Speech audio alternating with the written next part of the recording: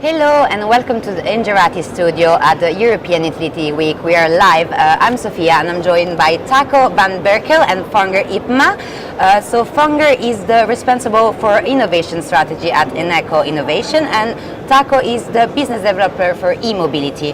How are you? Good. Good. Last day of the conference. Yeah, very enthusiastic. Happy? It was a good conference for you? Good. Yeah, okay, definitely. brilliant. So let's start the interview. So let's start off with the energy transition, and this question is for you, Fonger. What do you think are the key drivers, technologies of the energy transition as you see it?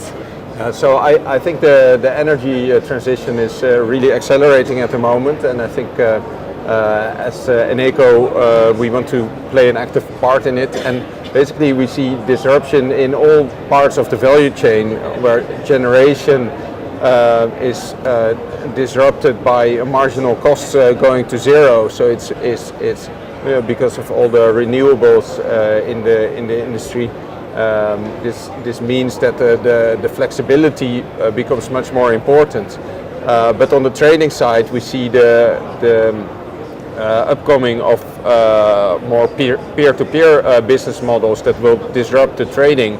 Also on the grid side, you see all sorts of smart grid services, and lastly, on the consumer side, you see a lot of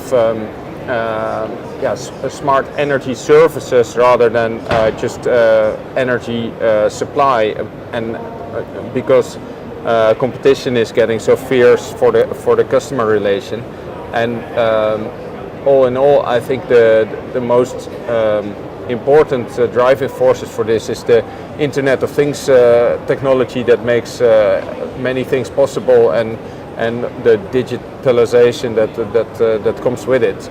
And in the end, I think it's really important for this energy transition to work that the customers really become part of the energy system through this IoT technology. Okay, so over to you, Taco. So of course, e-mobility is a hot sector and topic at the moment. How do you see utilities playing a role in this space? Yeah, actually everything Fonger just mentioned, I think the e-car fits in very well.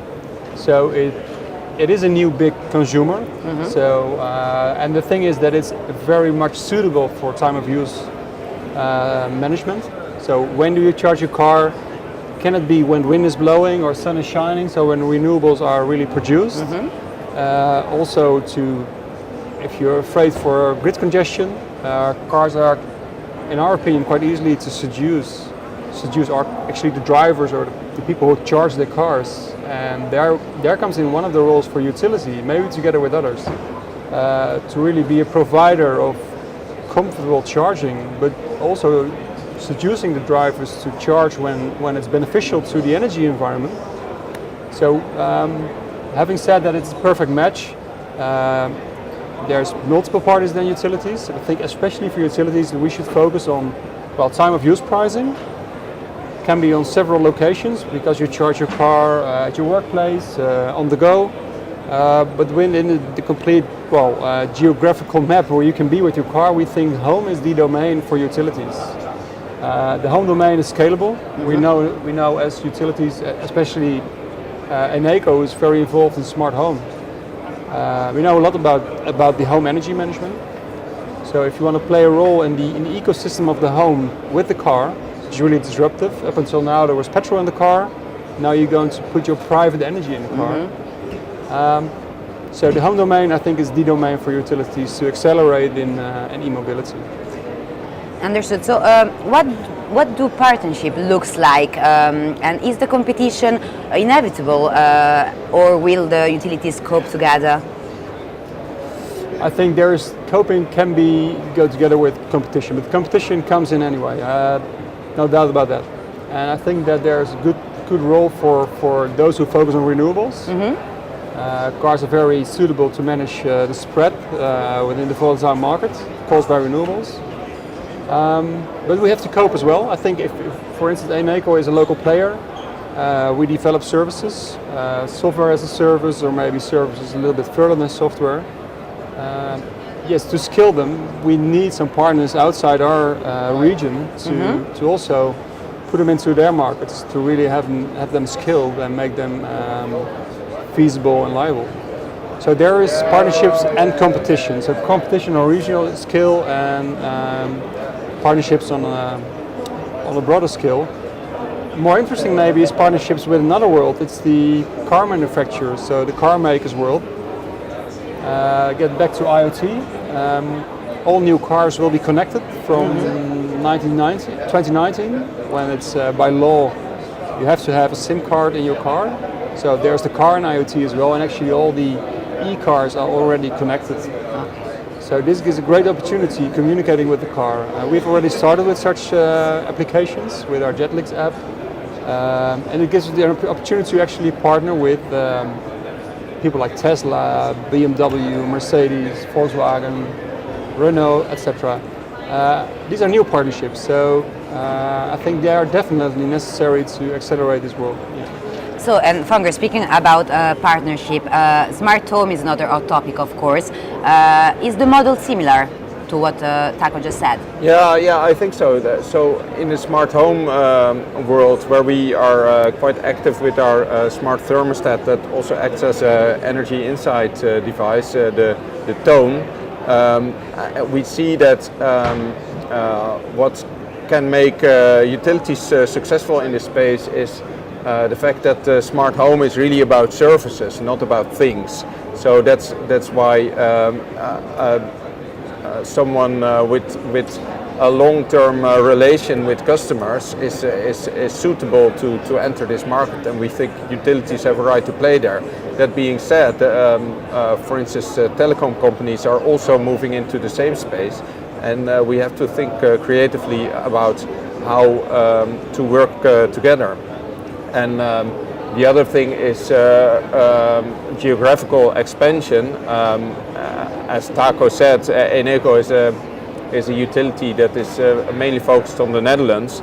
That being said, our smart home platform we would like to scale internationally, and of course we cannot do that by ourselves. So we want to partner up with other utilities in other countries for this.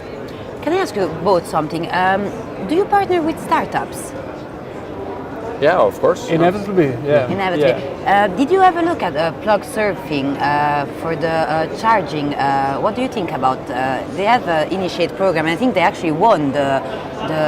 Yeah, we know the guys. Yeah, very interesting. I think the power of many startups, and I think within immobility, plug surfing is a nice example that they can, by agility they have in their own organization, but also by their ideas, which are quite independent from the old world. Pivot very fast, grow very fast, and also learn very fast. So they have a great app, and the thing we learn from them is they focus on comfort. We focus, not we I think, but we as an energy world focus on kilowatt hours. I think that says something about, well, they really challenge us and help us to think different. And I think, well, the development of the market model, etc., will determine whether there should be a very intensive partnership. But for now, we're talking with these guys and with some other partners, some other startups. We really work together very closely. Okay, brilliant. So you gave a presentation, I think, on connecting the car to the smart thermostats. How important will platform-based approach be? Yeah, I think platform-based approach is quite necessary. You can only think of services being scaled if you do it platform-based, cloud-based. So yeah, no doubt about it. No doubt. No, it's where you would focus on. And so for you, is this the direction of innovation in the consumer space as well?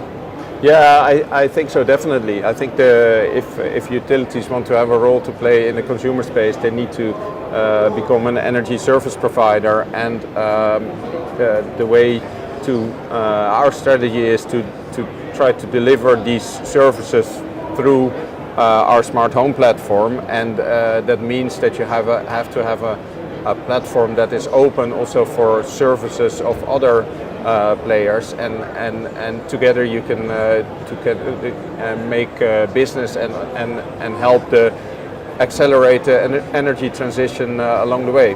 That's really the way forward, I think. Okay, so speaking about the way forward, I have a last question for you, and then I release you, I promise. What will be the next big thing? So for you, speaking about immobility, and of course for you, speaking about innovation and strategy. So.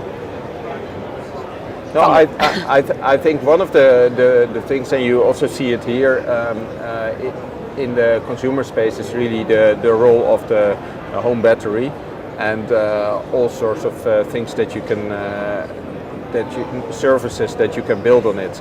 For instance, on the peak shaving side, or like the increasing auto consumption, but also one of the things we've recently released together with Tesla on their Powerwall and Solar Edge and the startup Ampere is CrowdNet, which is a service that basically steers a crowd of Powerwalls as a virtual power plant to provide frequency regulation for the TSO, which I think is really the way forward in the energy transition. Understood. And Taco, what about e-mobility? What should we look forward to? We thought about that, and we are convinced that where the car industry is going for autonomous cars, we should cope and go for autonomous charge. So it's like no worries anymore for the end user about charging. Should be comfortable, should be affordable, should be sustainable. So renewable energy. So the concept, it's still concept, but actually you would go to charging services where as a user you don't have to think where you charge, how you charge. You just plug in your car. It's easy. And the ease of use will be there, yeah. And in the end you've charged wind energy, solar energy, hydro energy, cheapest way with no hassle, yeah. Brilliant, and I think it's a great place to take this interview to an end. Thank you, Fonger, thank you, Taco, for taking the time to speak to us. Remember that you can watch all the European Utility Week interview on our Engerati YouTube channel. Goodbye.